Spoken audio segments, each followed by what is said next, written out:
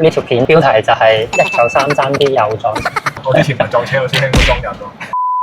Hello， 大家好，我係阿長啊。唔知大家平時行街有冇留意有啲地方明明有個正經名，但啲人偏偏中意叫佢古靈精怪嘅花名。今日我打算用1日時間去揾5個有奇葩花名嘅地方，分別會去影印島、千使眼大廈、老襯亭、怪獸大廈同埋高街鬼屋。第一站荃灣嘅影印島，佢就喺正荃灣站 A 出口隔離嘅啫。荃灣嘅街坊同學生哥都會叫呢個位置做影印島，就係荃灣昌樂大廈。叫得做影印島最直接嘅原因係因為呢度開咗極多平民影印鋪，好多學生印碌屎、論文都會特登走過嚟，同埋你會見到地面係冇路入去呢一個位，就好似一個與世隔絕嘅島仔咁。如果你要過去嘅話，要經過天橋先過到去，搭呢部 lift 落去。依家就同大家數下呢個影印島總共有幾多間影印鋪先。1間、2間、3間、4間、5間。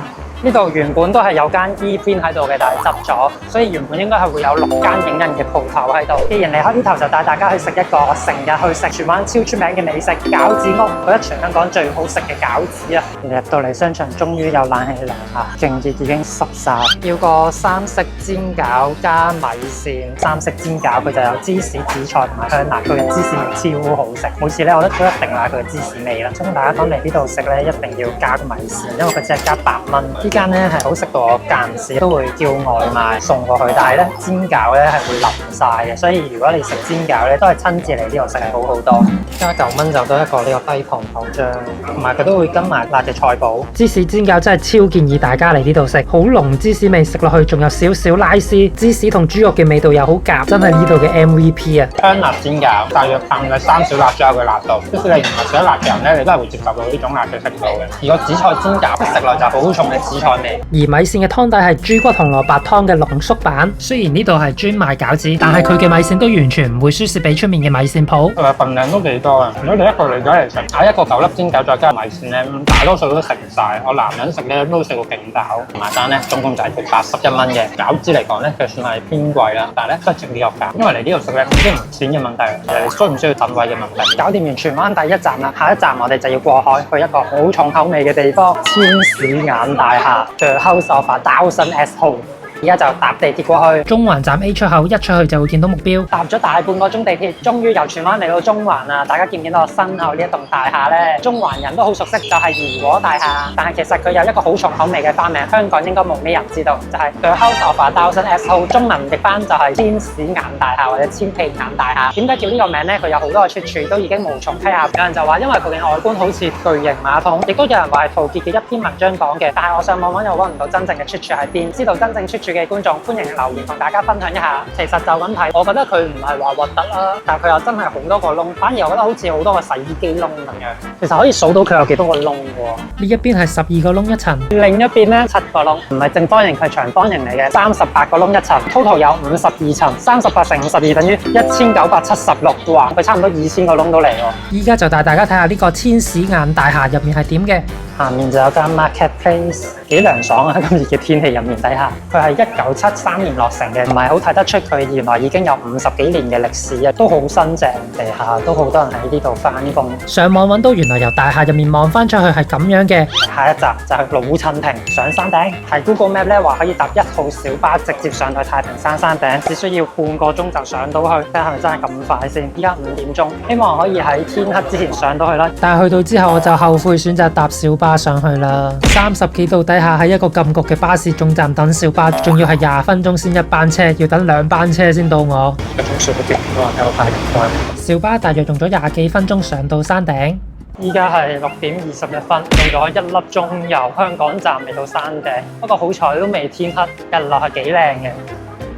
身後呢個就係老襯亭，即係凌霄閣。點解凌霄閣會叫老襯亭呢？就有幾個講法。第一個講法就係話啲人山長水遠走到嚟呢度係為咗睇一個風景，真係做咗老襯。第二個講法呢，就係1950年代俗語，香港地老襯死唔晒，太平山頂望落去老襯數不盡。而第三個講法，當你喺呢度望落去見到千千萬萬戶人，總會揾到一個人做你嘅老襯。而我嘅睇法就係，當你上到嚟見到呢度嘅物價，見到呢度啲嘢有幾貴，你就知道邊個先至係真正嘅老襯。準備入去凌霄閣嘅時候，咁啱見到 view 嘅人都喺度拍緊嘢，就咁啱俾佢哋發現到。喂 ，Hello， 你好。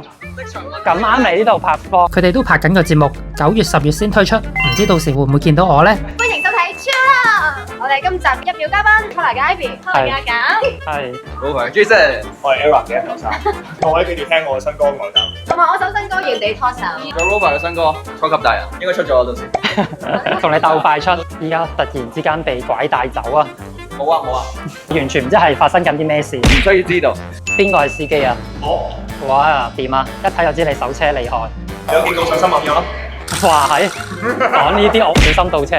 我今日都好驚啊！我而家好小心啊，即係開車咁樣，係好安全。你已經上過上面嘅？未啊，啱啱先到咋。但係可以唔使俾錢喎，有邊我前排去咗，係啊後邊係唔使俾錢，都睇晒風景。哦，等緊上去睇佢下先。前多台要俾錢，嗯即係個個都湧晒後邊嗰個天台嗰度。阿長又係咁啱，又係做緊 task，佢係啊係講9唔同嘅特別地方名。知唔知邊度怪獸大廈？你知啊嗬？突然衝啊！荃灣影印道咧，知唔知啊？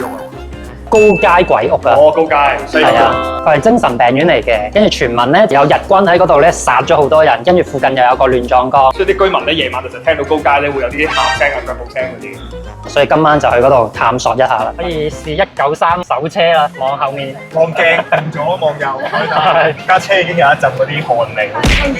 唔係好香啊，我覺得完全冇問題喎。睇下先，你話好香有少少變態㗎，好似唔知點解。我係話你香啊。我使唔使做翻場戲問長師兄去邊，我哋送佢去邊度？誒好啊，準備去落馬洲我喎，去凌霄閣啊！哎呀，咁都順路喎！我仲諗緊點樣去添，好彩有你車我過去喎。長師兄本身嚟拍凌霄閣嘅，可能黃昏啊、日落，而家佢變咗拍夜景。 OK 嘅，有你哋喺度仲靚過黃昏啦。哇！長師兄，真係想同你原地拖手。哇！哦，呢條片標題就係193爭啲有咗。我之前咪撞車個師兄都裝人咯。哇！地獄啊你！到啦，長師兄。耶！哇！手車超級好啊！拜拜。搞完一大輪之後，依家差唔多7點啦。我依家迅速快啲上翻去老襯亭先。頭先聽193講咧，佢就話上面有個位係唔使俾錢咯，可以睇到風景㗎。而家就上去睇睇先。如果依家要買飛嘅話，80蚊。哇！後面係咪就係呢個位咧？見到好多人喺呢度影相。哦，哇！喺呢個位都幾靚，原來喺呢個位影。今日就比較大霧啊。上緊去嘅時候，有位好似林家謙嘅職員話有個地方介紹我去睇下。有咩特別喺呢度？個 staff 好熱情咁樣招呼咗我入嚟，話呢度有好多打卡位。原來凌霄閣依家有一個免費嘅打卡 booth，有好多70、80年代嘅擺設俾人打卡，重點係竟然唔使錢。哦 YouTube 片啊！哦係啊 ，Sam 有冇人同你講過你個樣有啲似林家謙啊？哇，真係好似喎！一個人原來都可以。不如唱翻兩句嚟聽下。一個人原來都可以人聽，真係似2萬蚊多到係。厲害！好啦 ，thank you。要俾80蚊買飛先可以上去。我呢啲窮 J 都係唔俾錢上去。我覺得頭先嗰個位都幾靚啊！俾80蚊上去又真係做老襯啊！依家睇埋物價係咪真係做老襯先？哇！原來喺山頂嘅七仔買一支水最平都要16個半。行完老襯亭，依家就趁天黑去下一站高街鬼屋，搭翻1號小巴落去中環站，再轉地鐵去西營盤啦。等咗20分鐘，終於有架小巴。7點半啦，仲有2個波。嚟到西營盤啦，我哋喺 C 出口出去就會到啦。出到嚟 C 出口啦，落埋呢條斜路就是。我覺得咧呢個位係可以玩電腦登落車大賽啊！呢度衝落去一定好鬼死爽。應該呢棟就係高街鬼屋啦。咁呢度啲人就係住喺鬼屋隔離。好彩依家係夜晚啫，如果唔係日頭咁行呢條斜路上去都係死得。我身後呢度就係高街鬼屋西營盤綜合大樓啦。夜媽媽嚟呢度會見到佢係着唔同顏色嘅燈。點解會叫做鬼屋呢？因為佢前身就係精神病院。相傳喺2戰時期呢度係日軍嘅刑場，而醫院前面嘅佐治五世公園就係亂葬崗，所以呢度就十分之猛鬼。但其實政府嘅檔案係冇記錄嘅，所以真定假呢？你哋自己諗下啦。隨住青山醫院正式啟用，呢度都變咗做日間精神科門診部。1971年之後一度空置荒廢，之後仲曾經發生過火災，引起過唔少鬧鬼嘅傳聞，所以真係十分之猛鬼啊！但係如果你話呢度最恐怖嘅係咩呢？一定係隔離呢條大斜路啊！頭先我喺嗰條斜路行上嚟，都爭啲見到阿爺喺對面同我揮手啊！咁我依家就入去帶大家睇下係咪真係咁猛鬼啦！呢度已經係變咗做24小時開放，好似時光隧道，長期日日咁樣開住燈，難啲會有鬼喺度。我發現呢度係有音樂㗎，你聽唔聽到啊？哇！點解播埋啲咁嘅音樂嘅？幾恐怖！鹽蛇啊，見唔見到啊？好大隻，好肥啊！scan 個 QR code 有特別嘢，試下先。scan 完之後咧就係咁樣樣嘅。果然政府嘅嘢都係唔會令人失望。唉，唔得，好熱好攰，成身濕手，想快啲走啊！時光隧道嘅盡頭，睇嚟真係冇咩特別嘢。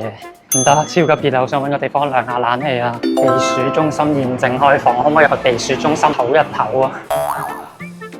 哇！真係人生第一次嚟避暑中心。避暑中心入面竟然有個熱水壺喺度 ，MVP 一定係呢部風扇啊！有部飲水機俾你斟水，見到都有啲街坊坐喺度涼冷氣。頭先真係去咗避暑中心嗰度休息一陣，依家好翻少少。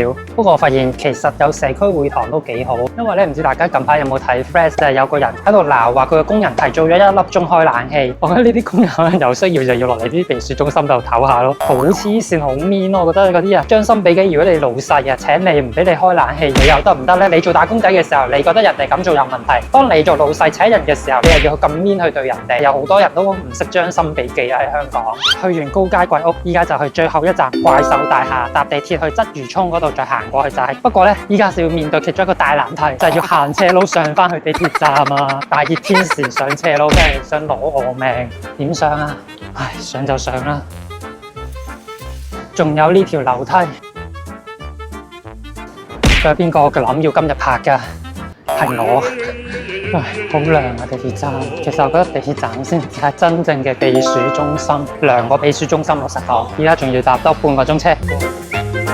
Google Map 建議我太古行過去會快啲啊，所以我而家就搭到太古落車過去 D 出口，沿住英皇道行5分鐘就到㗎啦。其實怪獸大廈唔係1棟大廈，而係5座大廈加埋一齊統稱做怪獸大廈，因為佢太密密麻麻，所以個視覺效果好誇張。自從變形金剛喺呢度取景之後咧，即係全世界都好中意呢一個地方，成日嚟呢度打卡。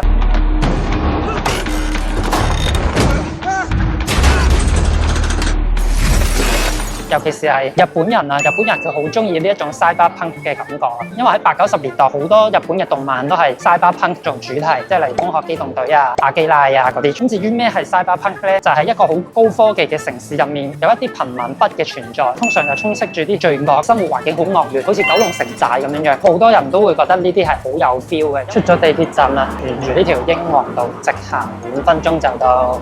哇，其實呢度就咁望落去都已經好有 feel。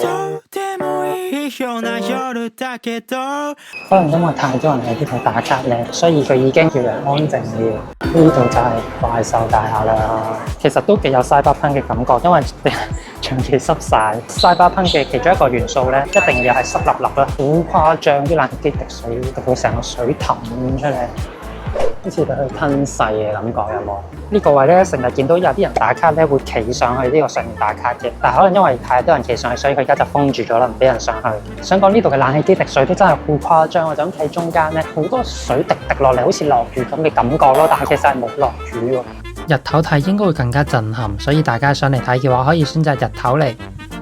呢度啲租都好貴嘅，300尺都要12000蚊，唔好話見到啲樓咁殘舊，都真係幾貴。今日由荃灣出發，搭地鐵巴士行勻全香港，行到夜晚，去揾5個有古怪花名嘅地方。其實香港好多花名背後都見到以前香港人嗰種好地道、帶點刻薄但又好幽默嘅性格。你哋又住喺邊區？有冇啲咩得街坊先知嘅奇怪地名或者花名呢？歡迎留言話俾我哋聽。今日應該係5月最熱嘅一日啦，真係熱到個人就嚟溶，都爭少少中暑啊！成身汗啊，都唔知流咗幾多公斤水啊！我依家要翻去休息啦，成個人溶啦。中意嘅話就記得 follow 啊 IG subscribe 我哋個 channel。我哋下條片再見，拜拜。